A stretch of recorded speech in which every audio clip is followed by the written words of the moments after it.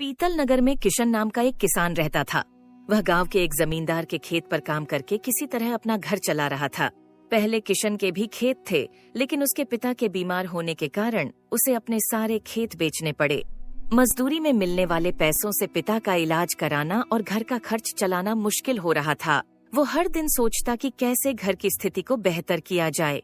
आज भी इसी सोच के साथ किशन सुबह सुबह जमींदार के खेत पर काम करने के लिए निकला। खेत में काम करते समय उसका हल किसी धातु से टकराई और तेज आवाज हुई। किशन के मन में हुआ कि आखिर ऐसा क्या है यहाँ। उसने तुरंत उस हिस्से को अपने पास पड़े कुदाल से खोदा तो वहाँ से एक बड़ा सा पतीला निकला। पतीला देखकर किशन दुखी हो गया। किशन के मन में हुआ कि ये जेवरात होते तो मेरे घर की हालत थोड़ी सुधर जाती। फिर किशन ने सोचा कि चलो अब खाना ही खा लेता हूँ। किशन ने खाना खाने के लिए अपनी कुदाल उस पतीले में फेंक दी और हाथ मुंह धोकर खाना खाने लगा। खाना खत्म करने के बाद किशन अपनी कुदाल उठाने के लिए उस पतीले के पास पहुंचा। वहां पहुंचते ही किशन हैरान हो गया। उस पतीले के अंदर एक नहीं बल्कि बहुत सारे कुदाल थे। उसे कुछ समझ नहीं आया। तभी उसने अपने पास रखी एक टोकरी को भी उस पतीले में फेंक दिया। वो एक टोकरी भी पतीले के अंदर जाते ही बहुत सारी हो गईं। ये सब देखकर किशन खुश हो गया और उस जादुई पतीले को अपने साथ घर लेकर चला आया। वो हर दिन उस बर्तन में अपने कुछ औजार डालता और जब वो ज्यादा हो जाते तब उन्हें बाजार जाकर बेच आता। ऐसा करते करते किशन के घर की हालत सुधरने लगी। उसने इस तरह से बहुत पैसा कमाया और अपने पिता का इलाज भी करवा लिया। एक दिन किशन ने कुछ गहने खरीदे और उन्हें भी पतीले में डाल दिया। वो गहने भी बहुत सारे बन गए। इस तरह धीरे धीरे किशन अमीर होने लगा और उसने जमींदार के यहाँ मजदूरी करना भी छोड़ दिया। किशन को अमीर होते देख जमींदार मोहन को किशन पर शक हुआ। वो सीधे किशन के घर पहुंचा।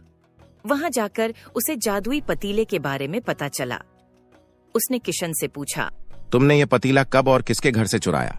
डरी हुई आवाज में किशन बोला, साहब, ये पतीला मुझे खेत में खुदाई के समय मिला था। मैंने किसी के घर चोरी नहीं की है। खेत में खुदाई की बात सुनते ही जमींदार ने कहा, ये पतीला जब मेरे खेत से मिला तो ये मेरा हुआ।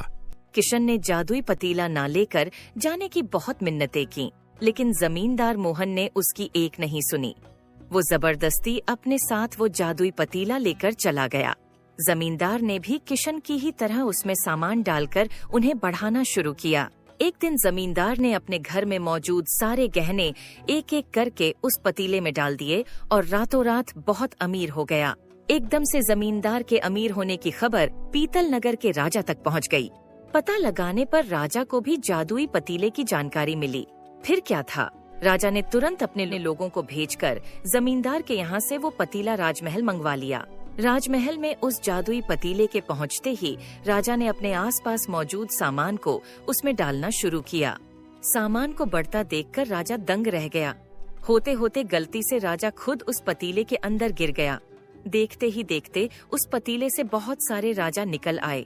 पतीले से निकला हर राजा बोलता, मैं पीतल नगर का असली राजा हूँ। तुम्हें तो इस जादुई पतीले ने बनाया है।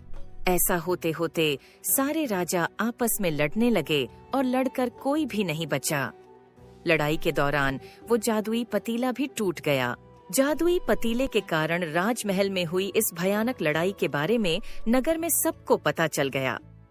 इस बात की जानकारी मिलते ही मजदूर किशन और जमींदार मोहन ने सोचा, अच्छा हुआ कि हमने उस जादुई पतीले का इस्तेमाल सही से किया। उस राजा ने अपनी मूर्खता के कारण अपनी जान ही खो दी। दोस्तों, जादुई पतीले की कहानी से हमें दो सीख मिलती हैं। पहली कि मूर्खता का अंत बुरा ही होता है। दूसरी यह कि हर सामान का इस्तेमाल संभल कर करना चाहिए। किसी भी चीज का अति इस्तेमाल हानिकारक हो सकता है। तो दोस्तों, इस प्रकार की और शानदार कहानी देखने के लिए चैनल को जरूर से सब्सक्राइब कीजिएगा।